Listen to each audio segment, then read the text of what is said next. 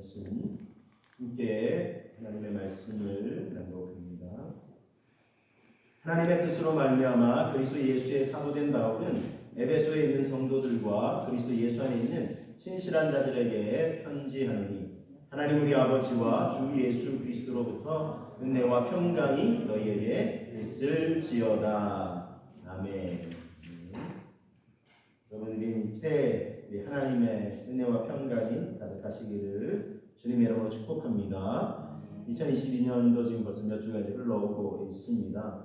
자, 새해가 되면 우리 새로운 희망을 품기 마련입니다. 그렇죠? 그래서 우리의 개인도 가정도 사회도 나라도 세계도 조금 더 희망적으로 이렇게 좀 바뀌면 좋겠다, 변화되면 좋겠다 이런 생각을 이제 품습니다. 자, 그런데 어떻습니까, 여러분? 우리가 이게 기대하는 것만큼 이게 새해가 됐다고 새롭게 바뀌거나 이러면 좋겠는데 그러지 않는 것 같아요. 그렇지 않은 모습으로 흘러가고 있는 것 같아서 좀 안타까움이 있습니다.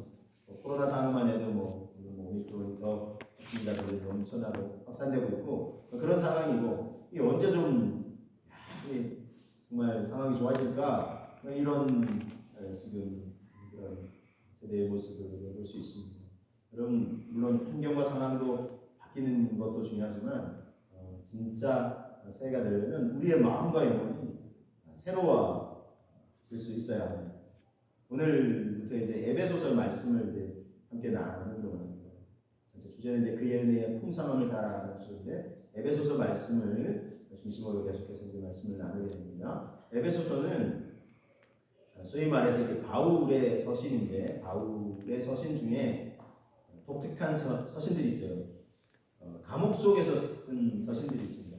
네 서신이 있습니다. 그래서 이 소위 말해서 에필골몬이라고 에베소서가 있고요. 그 다음에 빌립보서가 있고 골로새서가 있고 빌레몬서가 있습니다. 그래서 에필골몬이다 이렇게 얘기를 하는데 이 네 가지 서신 중에 한 서신입니다. 그러니까 이제 감옥 속에서 쓴 서신이에요. 자, 그러면 소위 말해서 감옥에 갇혀 있다. 물론 이제 복음을 전하다가 이게 붙잡혀 있는 상황이 억울할 만도 한데, 자, 상황과 환경이 그러면 사람은 이 상황과 환경에만 반응하는 사람들은 온도계 같은 사람들, 환경과 상황, 추워지면 추운 대로, 더워지면 더워지는 대로 그렇게 반응하는 사람이라면 그 속에서 틀림없이 원망하거나 불평을 쏟아놓아야 맞습니다. 그렇죠? 그런데 이 감옥 속에 있는 바울이 전혀 그렇지 않습니다. 감옥 속에 이것 말고는 더 자유로워요. 그 속에서 바깥에 있는 성도들을 향해서 뭐라고 하냐면 기뻐하십시오. 감사하십시오. 주님 안에서 우리는 행복한 사람입니다. 이렇게 글 써보네요. 보편적으로 생각할 때는 보통 생각할 때는 꼭 감옥 속에 있는 사람이 어떻게 바깥에 있는 사람이 아이고 힘드시겠어요 이러면서 위로해야 되는데 바울이 더 나는 행복하다. 나처럼 기뻐하고 행복하라 이러면서 바깥에 있는 성도들 향해서 권면하고 있습니다. 보통 사람입니다. 보통의 가치와 생각을 가지고서는 이렇게 할 수 없어요. 우리 좀 전에 특성하신 이 찬양처럼 이 행복이라는 것이 그냥 환경과 상황에 의해서 우리가 행복하냐 불행하냐로 이렇게 볼 수 있는 게 아니라는 것입니다. 이게 진짜 행복한 것이죠. 우리 말씀을 통해서도 확인하기 원하는데 바울은 감옥 속에 있지만 진짜 행복을 누렸던 사람입니다. 이게 거짓이 아니라. 그래서 그러면 도대체 그 비결이 무엇인가? 말씀을 통해서 우리 좀 되새기기를 원하는데 오늘 말씀을 통해서도 확인할 수 있어요. 우리 1절, 2절은 통상 이제 인사 형식으로 보내는 고백이지만 이 속에서도 바울이 어쩌면 이렇게 행복할 수 있었을까? 우리 충분히 알 수 있습니다. 먼저 1절을 한번 되새겨 보시겠습니다. 하나님의 뜻으로 말미암아 그리스도 예수의 사도된 바울은 에베소에 있는 성도들과 그리스도 예수 안에 있는 신실한 자들에게 편지하노니 이렇게 말씀하고 있어요. 자, 바울이 어떤 믿음을 가졌기에 그가 정말 환경과 상황에도 개의치 않고 정말 행복한 사람일 수 있었느냐? 먼저는요, 그는 하나님의 뜻으로 말미암아 이 첫 문장을 통해서 확인할 수 있어요. 그래서 오늘 이 첫 문장을 먼저 확인해 보고 있는데 첫째로는 하나님의 뜻으로 말미암아라고 된 이 문장을 우리가 그냥 지나쳐서는 안 돼요. 인사말이니까 그냥 휙 지나가서는 안 돼요. 굉장히 중요한 의미가 있습니다. 하나님의 뜻으로 말미암아 물론 그 뒤에는 이제 자기가 사도가 되었다 이제 이런 고백을 하고 있는데 하나님의 뜻으로 말미암아 바울은 하나님의 뜻, 하나님의 주권, 하나님의 인도하심을 믿음으로 고백하는 그런 사람이었습니다. 자, 그래서 바울은 하나님의 뜻과 인도하심을 인정하는 믿음이었는데요. 자, 자기가 이런 고백을 사실은 드릴 수밖에 없었던 이제 이유가 있지요. 그는 예수 믿는 사람들을 잡아다가 감옥에 가두기도 하고 죽이려고까지 했던 그런 사람이었습니다. 그러니까 핍박자였죠. 박해자였죠. 그런데 그런 자신을 이제는 예수님을 전하는 사람으로 바꿔주시는 거예요. 담에색을 향해 역시나 예수 믿는다고 하는 사람을 잡아다가 감옥에 다 넣어버려야지. 이런 마음으로 가고 있는데 부활의 주님이 영광의 감사로 자기를 만나주시고 음성을 들려주시고 그러면서 완전히 고꾸라졌지. 주여 유시오, 나는 네가 핍박하는 예수다. 이 주님을 만나. 주여, 제가 무엇을 해야 합니까? 나는 너를 이방인에게 복음을 전하는 그릇으로 너를 택하여 세우노라. 이 사도행전에 이 주님과 만난 이 장면이 3번씩이나 이제 계속해서 소개되고 있어요. 그러니까 이 주님을 만나고서 바울이 완전히 이제 뒤바뀌죠.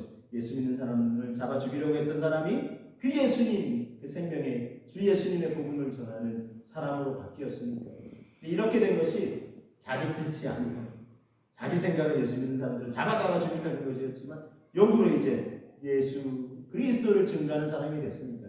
하나님의 뜻, 하나님의 계획, 하나님의 인도하심으로 말미암아 내가 이렇게 복음을 전하는 사람이 되었다 고백하는 것입니다. 여러분, 우리의 삶도 마찬가지 아니겠습니까? 하나님의 말씀을 통해서 우리는 하나님 그분이 우리의 인생 여정을 인도해 가신다. 그분의 뜻과 계획을 따라 우리 알 수 있습니다. 잠언서 말씀을 먼저 한번 확인해 보시면 잠언 19장 21절, 사람의 마음에는 많은 계획이 있어도 오직 여호와의 뜻만이 완전히 서리라 그랬습니다.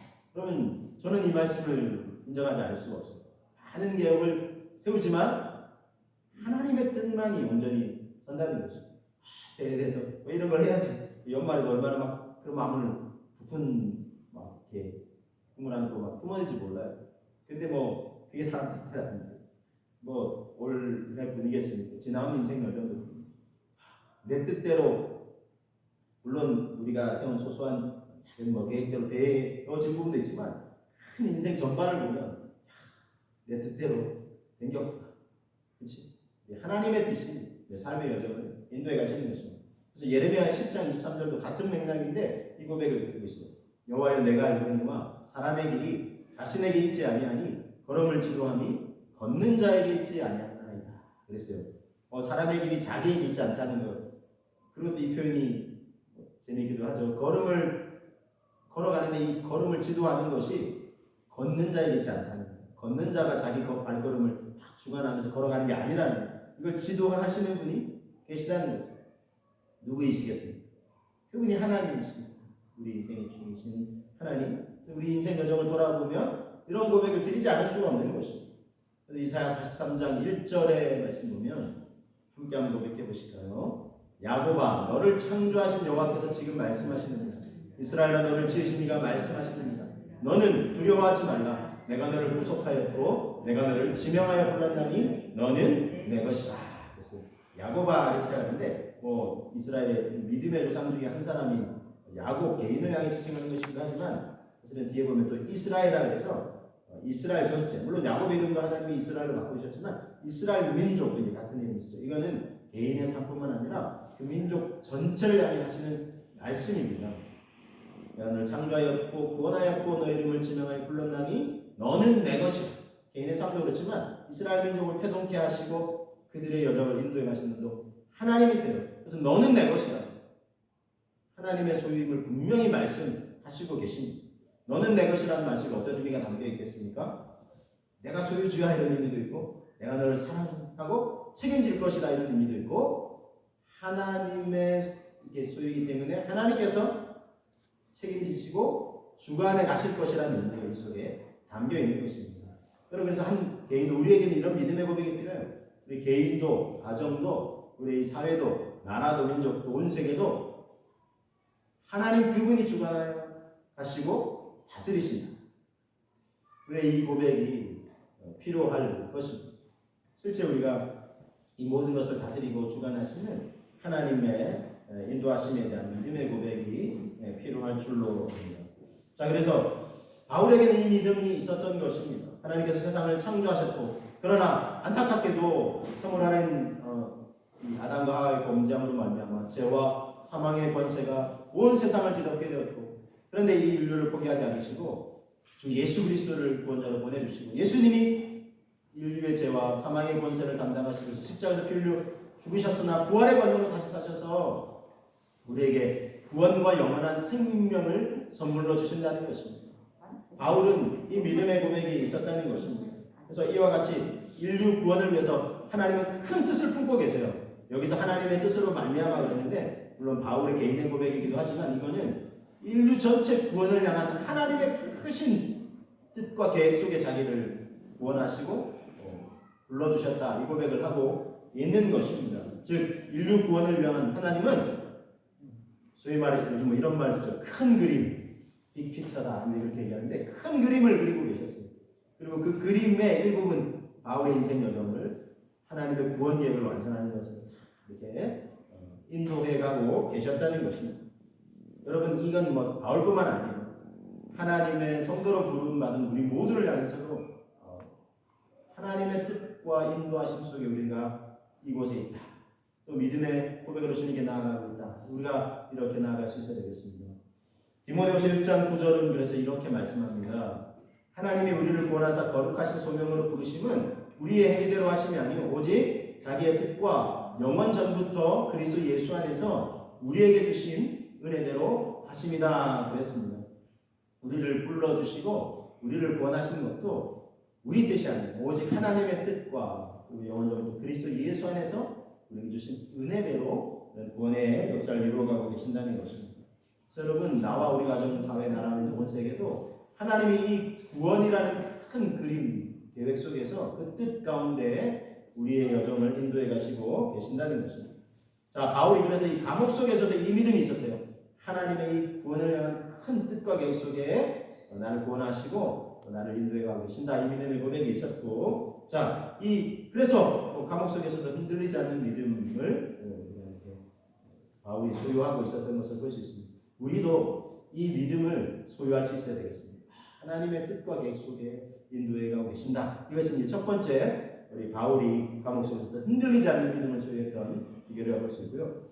자, 두 번째, 바울의 이 고백을 이 말씀 속에서 하게 되는 원인데, 그것은 곧 그리스도 예수의 사도와 성도된 자들이라는 표현이 있어요. 예수의 사도와 성도된 자들이다, 이 표현이 있습니다. 자, 1절 다시 한번 보시면 에베소 1장 1절, 하나님의 뜻으로 말미암아 그리스도 예수의 사도된 바울은 에베소에 있는 성도들과 그리스도 예수 안에 있는 신실한 자들에게 편지하노니, 이렇게 이제 고백하고 있습니다. 먼저 사도라는 표현은 이 헬라어로 이제 아포스틀이라는 이제 단어인데, 이거는 보내심을 받은 자, 복음을 위해, 구원의 복음을 위해 보내심을 받은 자라는 뜻입니다. 자, 그런데 이제 성도라는 표현도 등장하죠. 성도는 이제 하기오스라는 단어인데, 이거는 예수님을 구원자로 믿어서 거룩하게 구별된 자라는 의미가 있습니다. 그래서 성도, 바울 자신은 이제 사도, 물론 이제 사도는 예수님의 이제 12제자, 예수님과 함께 동행하고 예수님의 생생한 그 현장들을 목격하고 예수님의 가르침을 받고 또 예수님의 이제 생명의 복음을 증거하는 자를 사도다라고 이제 지칭을 합니다. 그래서 바울은 그래서 사도냐 아니냐 이런 논쟁도 있었지만, 부활의 주님이 자신을 직접 만나 주셨다, 그래서 이제 자신이 이제 사도권을 주장을 했습니다. 자, 바울 자신에게는 사도라는 표현을 썼지만 이제 이 편지를 맡는 수신인들을 향해서는 성도다, 에베소에 있는 성도다, 그리고 또 다르게는 신실한 자들, 그리스도 예수는 신실한 자들, 이렇게 이제 표현하고 있는데요. 여러분, 우리가 성도, 가장 기본은 성도입니다. 성도. 이게 뭐 사도도 사실은 성도 안에 포함돼요. 성도가 더 넓은 범위입니다. 그래서 이 성도라는 단어에 먼저 오늘 좀 집중해서 말씀을 나누기 원하는데, 성도는요, 예수님을 구원자로 믿는 사람이에요. 그래서 우리가 성도라 하면 지금 이제 사도하고 이제 대비되니까 사도는 뭔가 대단한 것 같고 성도는 이렇게 별거 아닌 것 같이 느껴지는 어감이 좀 있어요. 근데 아니에요. 사도도요, 성도가 되지 않고는 사도도 될 수 없어요. 실은 성도가 더 중요한 거예요. 그래서 성도는 그래 지금 직분으로 생각할 때는 아예 성도, 그다음에 집사님, 반수 집사님, 뭐 권사님, 뭐 장로님, 그래서 성도를 제일 뭐 밑에 있는 하급 정도의 뭐 직분을 취급하는데 그런 의미가 아니에요. 실은 우리가 이 한국 기독교가 이거 잘못 쓰고 있는 거예요. 그런 의미로 이 성도가 너무 그냥 별거 아닌 정도로 여기게 만든 거는 우리가 그런 문화를 만든 거는 바람직하지 않습니다. 성도라는 건요 굉장히 중요해요. 예수님을 구원자로 믿어 구별된 자라는 뜻입니다. 제가 다른 단어와 비교를 좀 해드릴게요. 이 성도와 교인이 있어요. 성도와 교인이 있어요. 자, 무슨 의미로 제가 이 두 가지를 비교했냐면, 자, 교인은 어떤 사람일까요? 교회를 다니는 사람이에요. 교회를 등록돼 있거나 한번 등록했거나 또는 뭐 가족 중에 아주 잘 믿어가지고 덩달아서 마치 교인인 것처럼 부모님이 막 자녀를 막 근데 원래 그런 사람이 있을 수 있어요. 교인일 수는 있는데 교인이라고 다 성도인 건 아니에요. 무슨 말씀이냐면 성도는 예수님을 구원자로 믿어서 하나님의 자녀로 인치심을 받고 거룩하게 구별된 사람이에요. 교회는 다닐 수 있을지 모르지만 성도가 되는 거는 아니에요. 다 교회 다니는 교인이라고. 심지어 아까 뭐 직분으로 봤을 때 뭐 집사님, 원사님, 장로님 된다고 해서 심지어 목회자가 된다고 해서 이건 조심스럽게 표현하는데 성도가 아닐 수도 있어요. 직분을 가지고 있는 거예요. 겉으로는 사람들은 이 사람이 직분을 가지고 있으니까 어우 대단한 저는 여길 수 있지만 사실은 구원의 확신이 없을 수도 있다. 이게 위험한 거예요, 사실. 그러니까 우리가 이걸 점검해봐야 돼요. 성도를 진짜 그냥 하찮은 존재에게 말해요. 예수 그리스도를 정말 구원자로 믿느냐를 우리는 점검할 수 있어야 한다는 것입니다. 그래서 막 세상에 또는 교회에 뭐 대단한 직분을 가지고 어떤 뭐 정치적인 의미로 제가 말씀드린 게 아니에요. 대통령 뭐 후보 되시는 분이 뭐 어느 교회에 뭐 교인이냐 아니냐 뭐 이렇게 막 얘기하고 했는데 그리고 또 뭐 선거철만 되면 저는 뭐 안타까워요. 교회도 평소에 안 나가시는 성경책 들고 막 대형 교회만 찾아가지고 왜 그렇겠어요? 다 이유가 있잖아요. 많은 표들을 의식해가지고 여러분 그게 중요한 게 아니에요. 그 사람은 교회를 잠깐 다니고 또 교회에서 그러면 등록하세요. 뭐 등록해서 이름을 올릴 수 있을지 모르지만 교인이 될 수 있을지 모르지만 성도가 되는 것과는 다르다는 거죠. 예수님 당시에서요. 예수님 또 다른 의미로요. 예수님을 따르는 수많은 사람들이 있었어요. 그들을 성경은 뭐라고 했냐면 무리라고 해요. 무리. 이들은 무리라고 해요. 근데 또 한 부류는 제자라고 표현해요. 제자. 무리와 제자는 다릅니다. 약간 이게 지금 교인과 성도와 약간 비슷한 개념으로 볼 수 있어요. 어쨌든 우리는 중요한 거는 성도라는 거예요. 그래서 성도는 저 하급 어떤 직분에 미천한 직분은 이런 의미가 아니라 예수 그리스도를 구원자로 구별된 사람이라는 굉장히 영광스러운 고백이라는 것입니다. 여러분 그런 의미에서 제가 질문을 던지겠습니다. 나는 교인입니까? 성도입니까? 여러분 나는 여기 계신 분들이 이미 뭐 이런 질문이 필요 없으실 정도로 우리 예수님을 구원자로 믿고 구원의 확신을 가지고 있고 하나님의 자녀 거룩하게 구별된 성도이신 줄로 믿습니다. 할렐루야. 여러분 이 고백이 굉장히 중요하다는 것입니다. 여러분 한국 없는 찐빵이 이제 진짜 찐빵이 아닌 것처럼 예수님 없는 그리스도인은 진짜 그리스도인이 아닙니다. 그래서 예수님을 구원자로 만날 때 그분을 나의 구원자로 고백할 때 진짜 예수님 믿는 성도가 되는 것입니다. 어느 교회 권사님 엄마 30 넘은 자녀 전화가 신실한 교회 권사님이시고 기도를 많이 하시고 자녀 보호해서 기도를 많이 하셨는데 엄마 전화가 글썽이 목소리 전화가 들리잖아요. 이 약간 그 이렇게 글썽이면서 하는 얘기는 뭐 들리잖아요.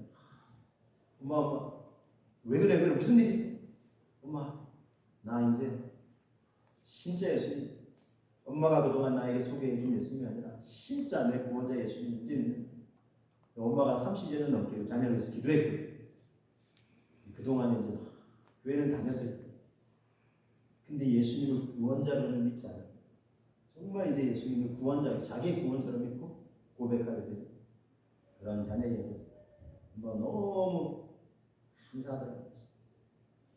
여러분 또 교회 권사의 직분을 가지고 있었는데 권사님이라서 다들 저분은 당연히 예수님 잘 믿으시겠지, 구원의 확신이 있겠지. 근데 어느 날 점검을 해보니까 구원의 확신이 없었대. 그래가지고 간절하게 그분을 기도하고 찾아가고 예수님 믿고 구원의 확신, 하나님 나라의 확신을 가지셔야 돼요. 그랬더니 고맙다. 구원의 확신을 갖게 돼서 고맙다. 여러분 교회 오래 다니는 거, 큰 교회 다니는 거, 또 막 직분을 가지는 거, 이런 게 다 뭐 필요 없는 건 아닌데 잘 예수님 잘 믿으면서 그렇게 하는 건 의미가 있어요. 그러는 걸 다시 말씀드립니다. 가장 기본 중에 기본, 예수님을 구원자로 믿고 구원의 확신을 갖고 나는 구별된 성도다, 이 확신을 갖는 것이 너무나 중요하다는 것입니다. 저와 여러분들 모두 이 확신을 가지시기를 주님의 이름으로 축복합니다. 네, 여러분 이건 역시 내 공로가 아니에요. 내 공로냐? 아까 그 자녀를 위해서 기도하시고 간절히 기도하시고 30일 기도하고 있는데 하나님, 예수님도 하나님 보자고 우리를 위해서 얼마나 기도하고 기다리시는지 몰라요.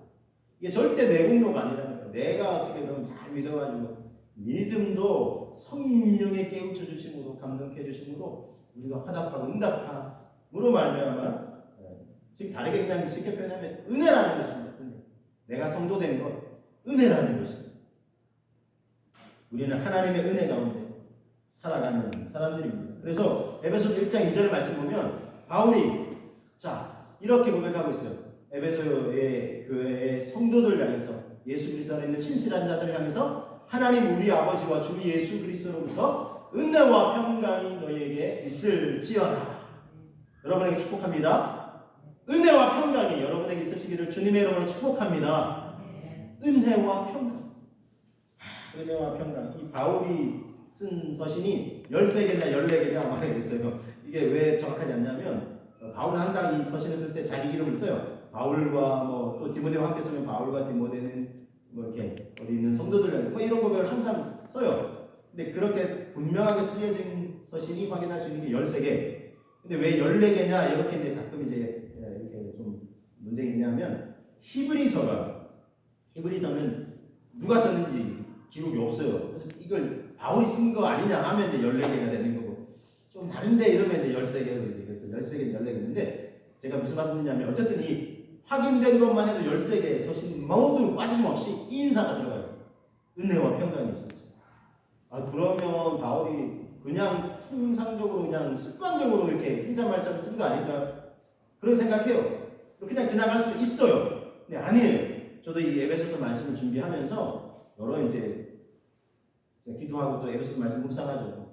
주석서도 나중에 참고하고 또 좋은 또 이 설교집도 참고하고 하는데, 그래서 말씀을 참 묵상하는데 대부분이 3절부터 이게 말씀을 풀고 설교하고 이렇게 가더라고요. 그래서 저도 그렇게 할까 생각하는데 계속 하는데 이 1절, 2절이 계속 와닿는 거예요. 이게 이제 인사말이니까 그냥 바울이 이렇게 인사했다고 딱 지나간 거죠. 대부분 많은 경우. 근데 1절, 2절을 그냥 지나갈 수가 없더라고요. 묵상하고 또 묵상하고 기도하고 또 기도하고. 그래서 1절, 2절에도 보면 이 중요한 의미가 있어요. 이게 절대 그냥 인사했다고 그냥 툭 지나갈 수 있는 게 아니라는 거예요. 은혜와 평강이 있을지어다. 근데 이 고백이 얼마나 중요한지 몰라요. 그래서 은혜와 평강을 성도 예수님을 구주로 믿는 사람들이 어떤 면에서 보면 당연히 누리는 거 아니냐 싶을 수 있지만 이것이 당연한 거 아니라는 거예요. 은혜는 당연한 것이 아니에요. 말 그대로 은혜예요. 근데 여러분, 하나님 우리에게 이 은혜와 평강을 누리게 해주셨는데 왜 많은 사람, 실은 이건 더 좀 제가 보편적인 의미로 말씀드리면 예수 그리스도를 믿는 사람들만 사실은 은혜를 누리는 거 아니에요.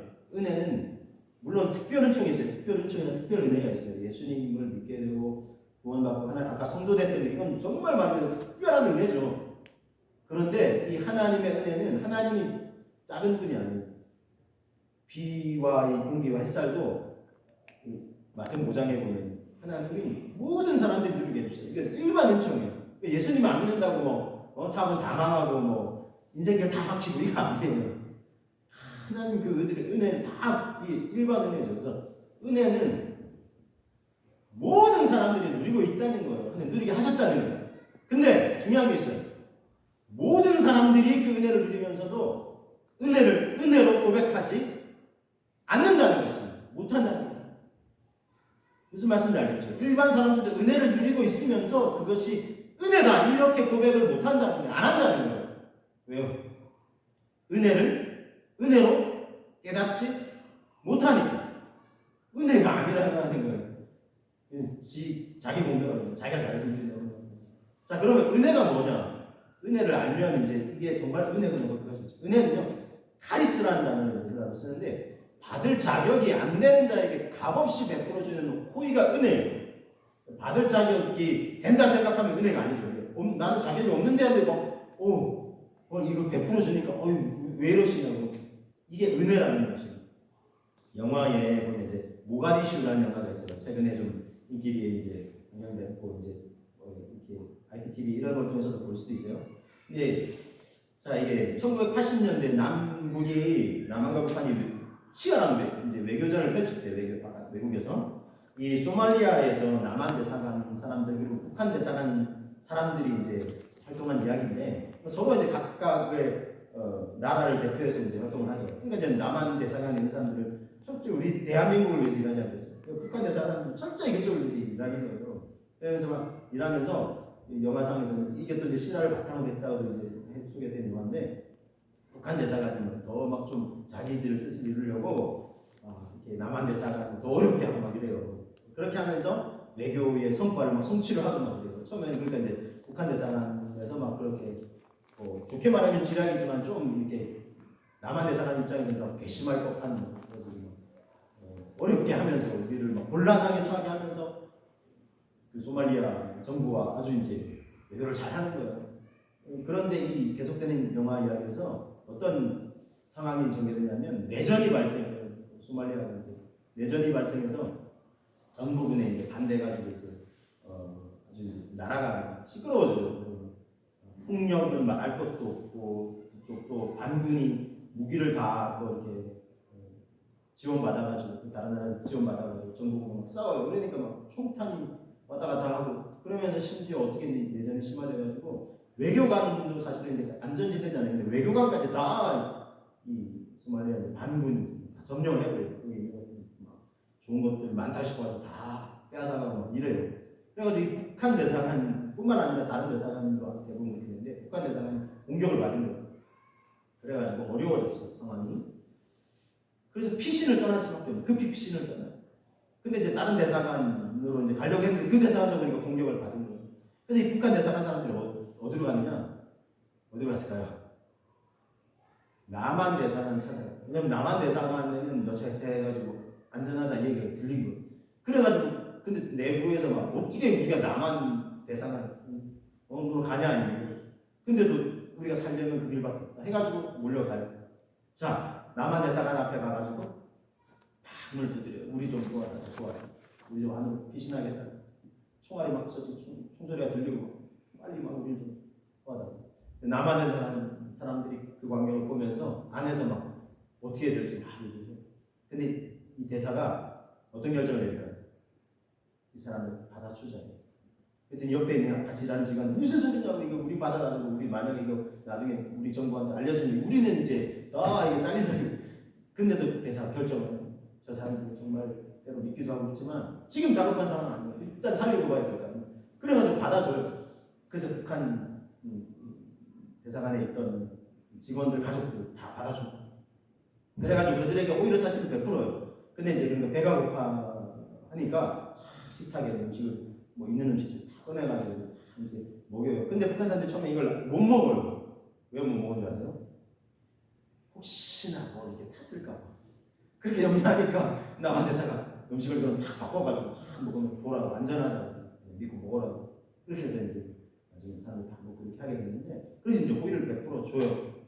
그리고는 나중에 이제 다른 대사관 이탈리아 대사관 이렇게 해가지고 이제 그 대사관을 통해서 이제 탈출을 하게 되는 그런 이제 상황이 이 영화 속에 담겨져 있는데 제가 무슨 말씀드리냐면 은혜라는 단어를 설명하기 위해서 그러니까 북한 대사관 사람들이 왔을 때 남한 대사관 입장에서는 그냥 가시오 당신들이 한 짓은 생각 안 하고 이래가지고 직원 중에는 그렇게 얘기한다는 거죠. 근데 대사관 결국 받아주면 이게 은혜라는 거예요.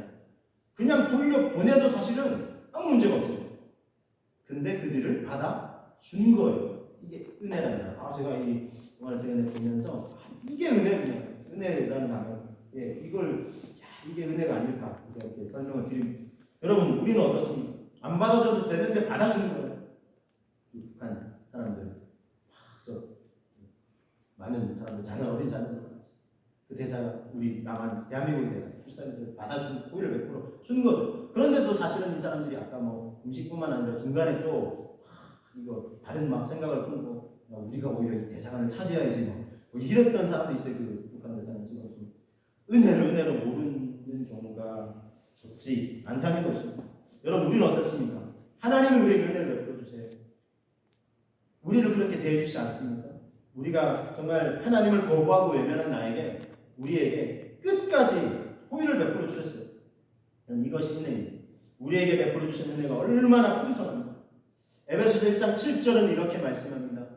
우리는 그리스도 안에서 그의 은혜의 풍성함을 따라 그의 피로 말미암아 속량 곧 죄사함을 받았느니라. 할렐루야. 그의 은혜의 풍성함을 따라 구원을 받고 죄사함을 받고 하나님의 자녀가 되고 이렇게 주님 앞에 나와서 예배할 수 있는 겁니다. 우리의 공로가 아니라 그의 은혜의 풍성함을 따라 우리가 죄사함과 구원의 은총을 받고 누리고 이렇게 주님 앞에 나와서 예배할 수 있는 줄로 믿습니다. 우리는 이 고백을 드릴 수 있어야 되겠습니다. 주의 은혜라라는 찬양의 가사를 좀 소개해 드립니다. 내 평생 살아온 길 뒤돌아보니 짧은 내 인생길 오직 주의 은혜라. 주의 은혜라. 내 평생 살아온 길 주의 은혜라. 주의 은혜라. 다함이 없는 사람. 달려갈 길 모두 마친 후 주 얼굴 볼 때 나는 공로 전혀보다 오직 주의 은혜라. 오직 주의 은혜임을 고백하시면서 여러분, 우리 인생 여정 구비구비마다 주님의 은혜가 있었습니다. 내 생각과 계획대로가 아닌 하나님 그분의 뜻대로 인도하셨고 그것은 결국 우리 가족 모두를 구원으로 이끄시려는 큰 뜻과 계획이 있으셨습니다. 인류 구원을 이루시려 예수님을 보내셨고 그 예수님을 구원자로 믿는 우리가 성도가 되게 해주셨습니다. 이 얼마나 크신 은혜입니까? 말로 다 할 수 없는 이 은혜, 이 크신 은혜를 받았고 지금도 받고 있고 앞으로도 이 은혜를 계속해서 공급해 주실 그 주님을 우리가 주님의 은혜에 감사하시면서 오늘도 우리가 행복하게 믿음과 인생과 사명의 여정 걸어가기로 다짐하시는 저와 여러분 되시기를 주님의 이름으로 축복합니다. 함께 기도하시겠습니다. 하나님의 뜻을 믿음으로 고백했던 바울